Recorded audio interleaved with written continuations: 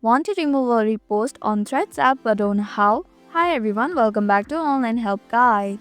In this video, I'll show you some quick and easy steps on how to remove a repost on Threads. So without any further ado, let's get started. First, open the Threads app. Then click on the profile icon which is at the bottom right corner of your screen.